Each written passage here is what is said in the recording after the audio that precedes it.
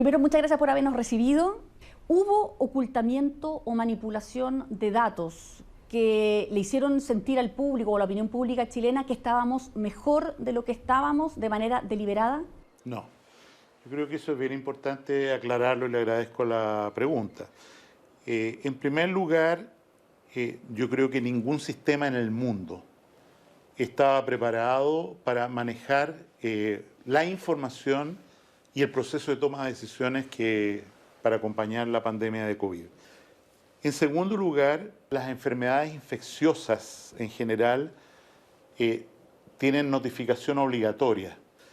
La misma mentalidad aplicada a los volúmenes de COVID, no había sistema alguno que resistiera. O sea, nosotros hoy día sabemos, por ejemplo, que en Perú es probable que haya del orden de 15.000 defunciones asociadas a COVID no notificadas.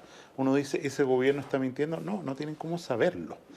Y en ese contexto, nosotros partimos en el mes de marzo recién con un sistema informático nuevo. Antes era todo papel, mano, fotocopia o lo que fuera en su tiempo, mails, lo implementamos para el manejo de esta epidemia.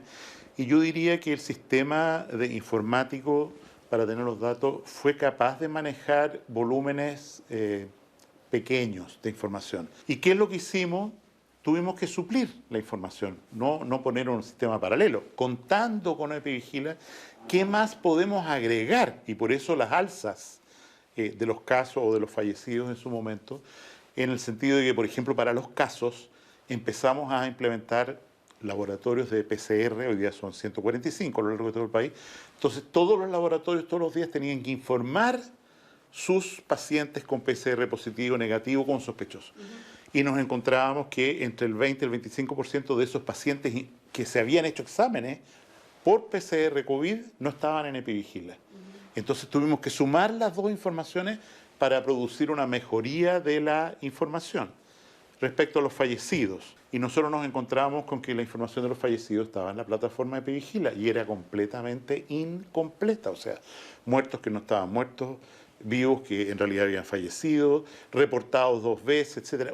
Y fue el motivo por el cual le pedimos la auditoría al Contralor que puso gente, que fue una cosa muy buena para mejorar el sistema. Pero Joan Acevedo dice que le mandó a usted un mail donde ya se produce una diferencia grande en número de contagiados que era de 90 y que ustedes no le hicieron caso, que preferían mantener ese sistema paralelo. No, yo creo, ahí estamos, digamos, no he sido citado, ojalá sea citado luego por la Fiscalía. ¿Pero usted recibió ese mail? Yo no tengo copia de los mails, yo no guardé copia, los mails son un asunto del Estado. Ya, pero usted no recuerda ese episodio en que Joan Acevedo le haya mandado un mail diciéndole que había una diferencia sustancial en el número. Absolutamente para nada. Y lo que yo sí recuerdo es, ¿sabe, señora Joana? Muchas gracias por su servicio. Vaya a este puesto ahora, vamos a poner al señor Arauz, él va a ofrecernos un programa de mejoría de lo que estamos haciendo, ¿no es cierto? Lo vamos a escuchar, lo vamos a atender y vamos a tomar lo que él nos sugiera. Es decir, cuando usted recibía los informes de Epivigila, usted veía que habían menos contagiados y menos fallecidos que los que ustedes sabían que habían. O sea, ¿optaron por qué número? ¿Por el más grande o por el más grande? Por el más grande.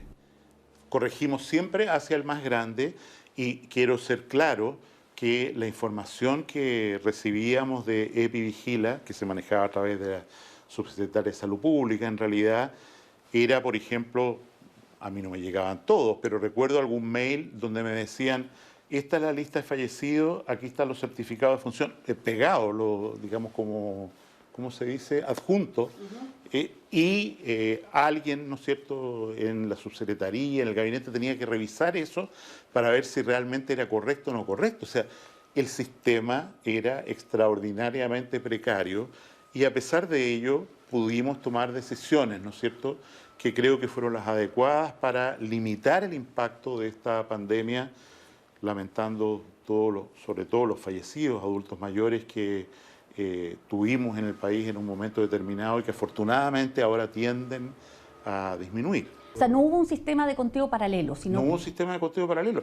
Hubo un único sistema que tomaba en parte lo informado por Epivigila y complementaba con la información que señalaba. O sea, no es verdad la declaración de que usted recibía números mayores y informaba públicamente números O sea, menores. yo no me quiero referir a una investigación judicial, insisto que no está ni siquiera formalizada, pero ya que usted tiene la gentileza de hacerme la pregunta, Mónica, yo le digo eso es completamente falso.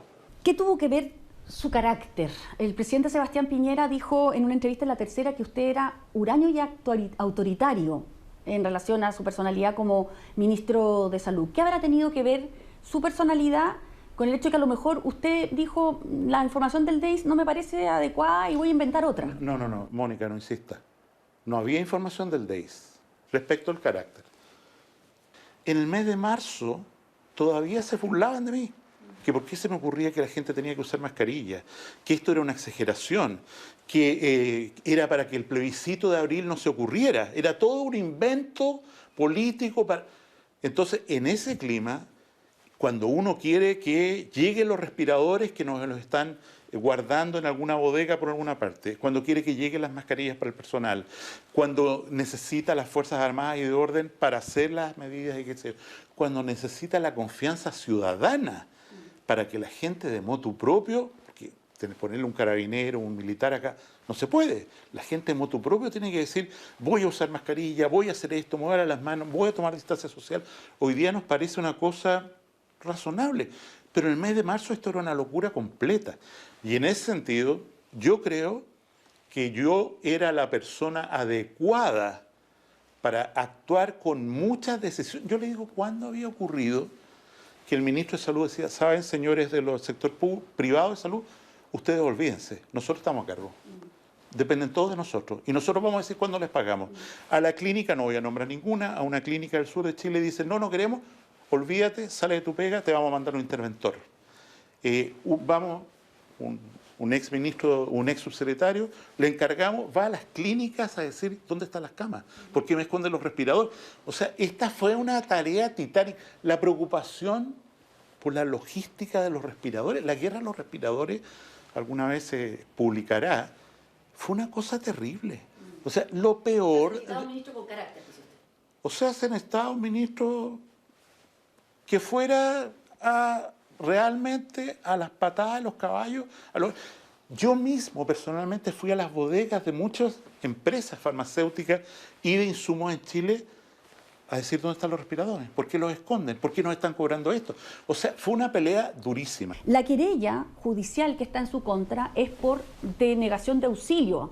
De alguna manera no podría confirmarse ese delito en el hecho que usted mismo dice que a mediados de mayo ya no tenía los datos para tomar decisiones adecuadas. ¿Quién puede hablar de denegación de auxilio cuando es evidencia palmaria, que es algo que ni siquiera la oposición discute? O sea, ni siquiera la oposición discute de que eso es verdad, que ocurrió, que se cuadriplicaron las camas de intensivo del sector público, que se incrementaron por 3 veces en el sector privado, que capturamos toda la actividad, que centramos toda la red hospitalaria, y esto sin abandonar todo lo que significa las medidas de salud pública, cuarentenas, cordones sanitarios, etcétera. ¿Es verdad que usted fue intervenido por el segundo piso de la moneda porque el propio presidente Piñera quería saber datos que no podía acceder? ¿Puedo hacer una pregunta